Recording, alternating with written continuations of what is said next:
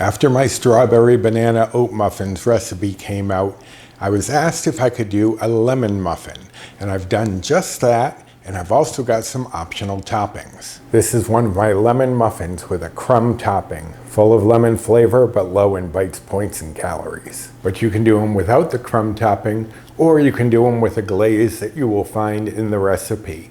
But if you'd like to see how these are made, stick around because it's coming up next.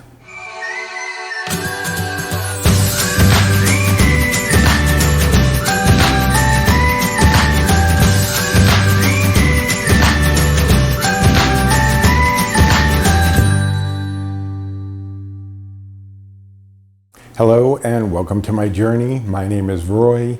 I'm a home cook, an amateur baker, and I am here on this channel sharing recipes that can help me on a weight loss journey and hopefully you as well. Now today, as you saw in the intro, I am doing lemon muffins. Now you can do these just plain lemon muffins, or there are optional toppings of a crumb topping and a glaze. I won't be using the glaze today, but it's just some powdered sweetener and some lemon juice, and that will be in the recipe.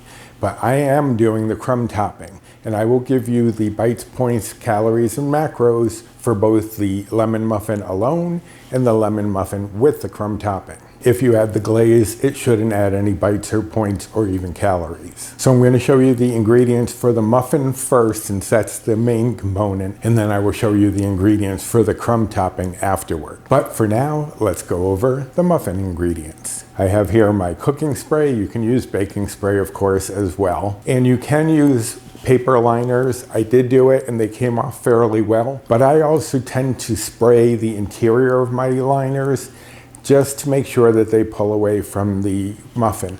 There was a little stickage, but not very much, and it came off fairly cleanly. Here I have 2 cups of flour. Now I'm doing an experiment of sorts today. I am using a keto flour from King Arthur flour, and I'm testing it. I know the recipe works great with regular flour, but I wanted to see if it would work just as well with one of these alternative flours. I know Fiber Gourmet has a flour, and King Arthur obviously has a flour, and this is the one I'm using, keto wheat baking flour. It was rather pricey. It was like $11.50 for a 1 pound bag, so it's not something I'd buy often.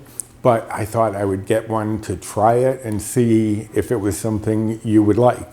I know that the Fiber Gourmet flour tends to be a little cheaper. I think it was about $16 for 2 pounds. Still a little up there, but I thought I would give it a try. So I'm experimenting, and I will let you know how this flour works in this recipe.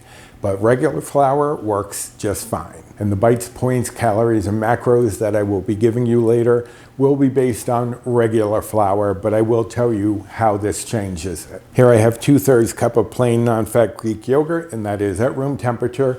Typically, you want your refrigerated items at room temperature so they will blend together more easily. Here I have 2/3 cup of sugar replacement. Now I'm not using my regular sweetener today. I am using instead allulose. For some reason, all-purpose in the raw has been unavailable on Amazon.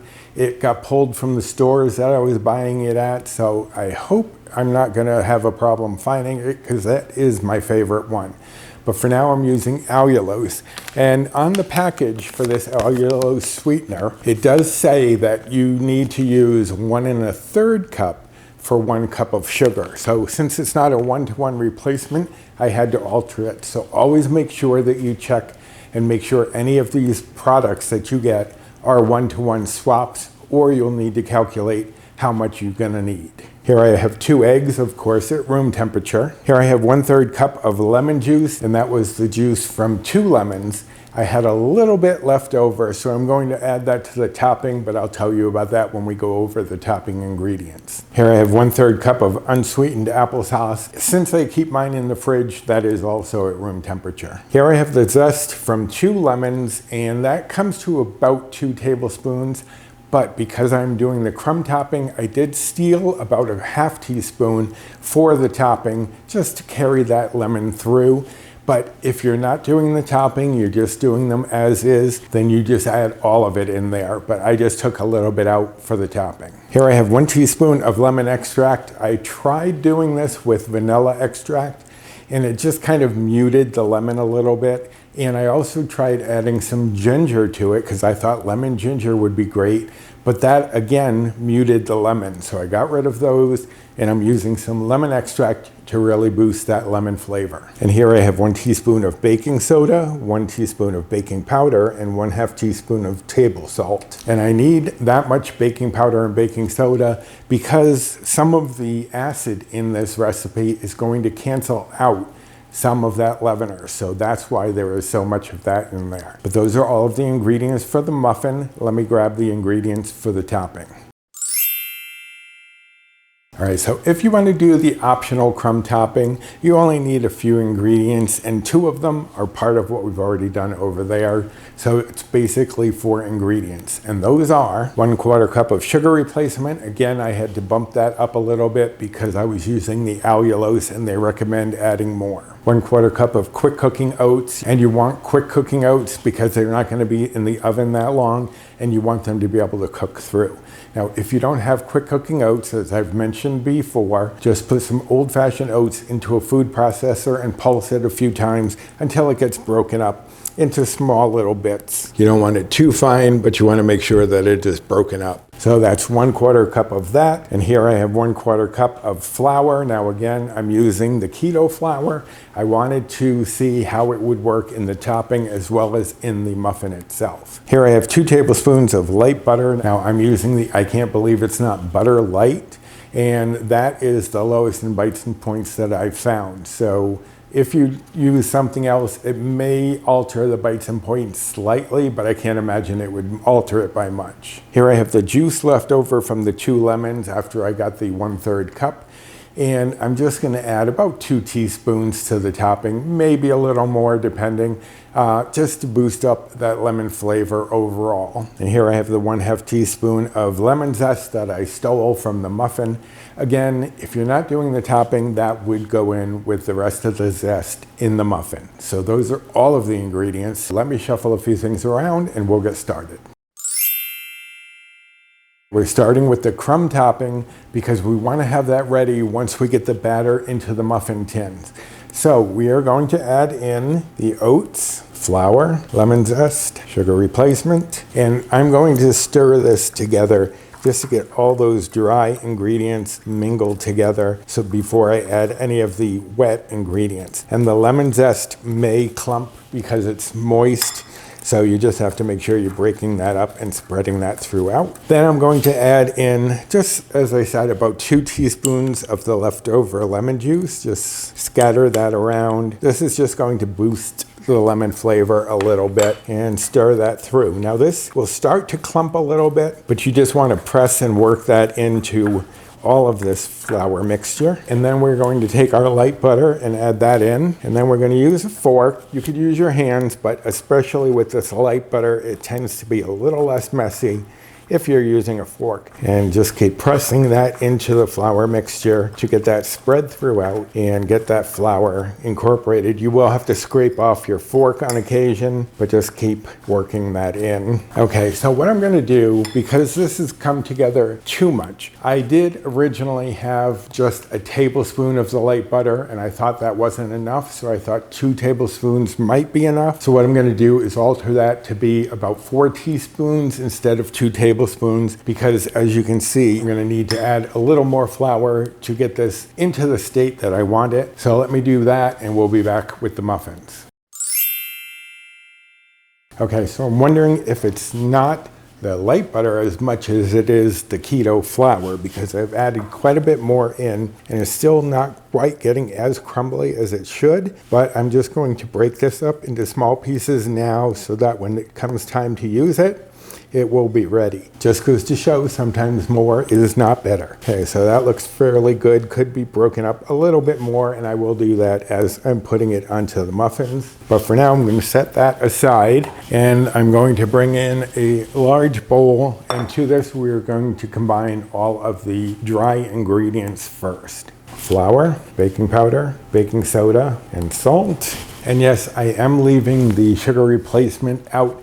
I'm going to add that into the wet ingredients because it will incorporate better into the wet. It will disperse through all that liquid and get more evenly spread throughout. But this, I'm just going to whisk this together, and I'm really hoping that this keto flour works well, but I don't know. Based on the topping, I'm not too sure, although that may not have been the flour. But anyways, just whisk all of that together, and then we're going to set this aside, bring in another bowl, and to this we're going to add all of our wet ingredients. Greek yogurt, applesauce, lemon juice, eggs, sugar replacement, lemon zest, lemon extract. Okay, and then we're just going to break up those eggs, the yolks a little bit, and just whisk this all together to get everything well combined. Now you could do this with an electric mixer, but I really don't think you need to. It comes together pretty quickly, especially if your ingredients are at room temperature. That looks good right there, so I'm going to bring back in the dry ingredients and add our wet into the dry. Now I'm going to switch over to my spatula for stirring this rather than the whisk because I don't want to overmix it. So I'm just going to start pulling that flour into the wet, going around the bowl, basically folding everything in. Work it until it just comes together, till you don't see any more flour. Now as you can see, this is going to be a thick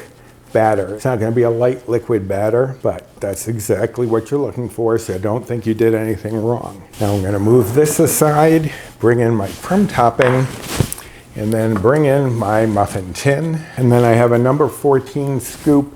It's about 1/4 cup.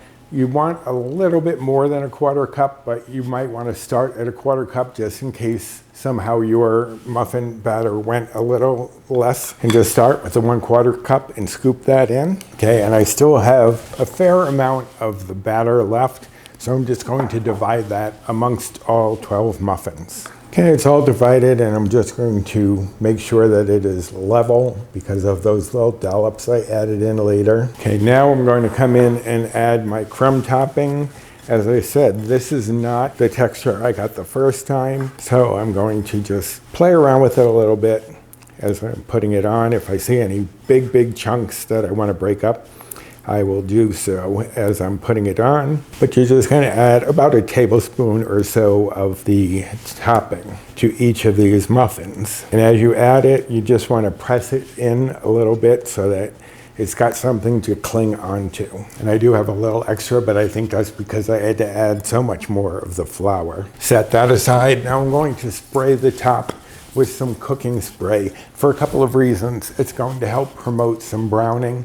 It's also going to allow that topping to stick a little bit better. But even if you don't use the topping, you can still spray the top of the plain muffins, and that will help with browning as well. So just give it a little spritz. And now these are going into a 375-degree oven for 18 to 22 minutes. Mine are usually about 20, but you do want to check them at 18 just to make sure. And they're done when a toothpick comes out clean. So 18 to 22 minutes, and I'll be back.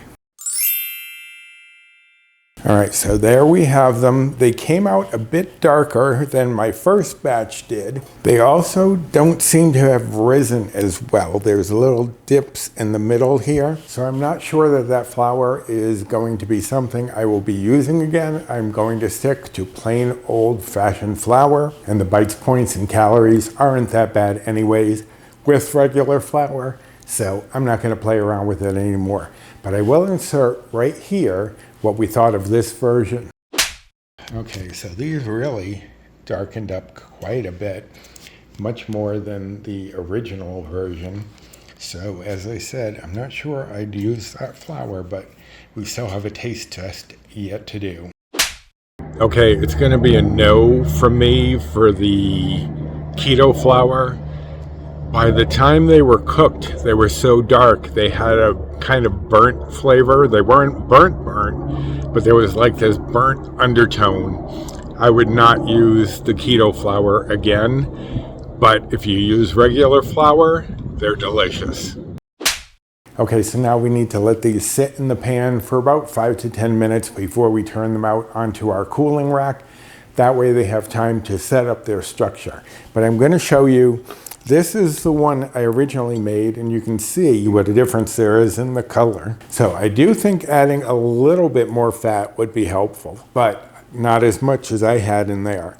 And I also wanted to show you the interior of the muffins I originally made so that you can see what they will look like with regular flour. I'm gonna let these cool down and then turn them out. But while I'm waiting for that, I can give you the nutrition facts. Now, for each of these muffins, as I said, I'm going to give you the bites, points, calories, and macros for plain old muffins and then with the topping. So for just the muffins, it would be 2 Better Balanced Bites or WW points. And if you're following calories, each one would be 102 calories. And if you were following macros, the fat would be 1 gram. Saturated fat would be 0.3 grams. Protein would be 4.4 grams. Carbs would be 28.9 grams. Fiber would be 0.8 grams. And sugars would be 1.2 grams for one of these muffins if it was plain. Now, using the flour that I used here, it would be 1 Better Balanced Bite or WW point. For 2 cups of the King Arthur flour, the keto flour, it was 6 bites or points. And if you use the Fiber Gourmet, that is 8 for 2 cups. If you're using regular flour, it's 25. So there is a difference. But as I said, I think there's also a difference in how well they baked up. I didn't have any of my original muffins sinking. So as I said, I don't think I'd use that flour again. Now the nutrition facts for the muffins with the topping, each one would be 3 Better Balanced Bites or WW points. And if you were following calories, the calories would be 122. And if you were following macros, the fat would be 1.6 grams. Saturated fat would be 0.4 grams. Protein would be 5 grams. Carbs would be 36.1 grams. Fiber would be 1.1 grams, and sugars would be 1.2 grams for each of these muffins with the topping. Now again, if you did this flour, then it would go down a bite or a point. So it would be 2 for each, but I'm not sure it's worth it. But you already know what I thought because I've told you already. I still have yet to learn how these turned out really. But with regular flour, they are perfect. But I hope that you enjoyed this recipe and this video, and if you did, I'd appreciate the usual like, subscribe, comment, share, and hit that notification bell for the next time I upload any sort of video. And if you want the recipe for these, it will of course be on my blog. I will link directly to the recipe down below. There's also a link to my blog itself if you're looking for any of my recipes. There's also a link for my cookbook if you'd like to pick that up. And there are links to my stores, my Amazon storefront, my Zazzle and Fourth Wall stores, and my social media. So check out that description box for all sorts of information. All right, so I'm gonna let these cool a few minutes more and then turn them out and see how this turned out. But again, with the flour, they're perfect. So I hope you'll give these a try yourself soon. And until next time, bye.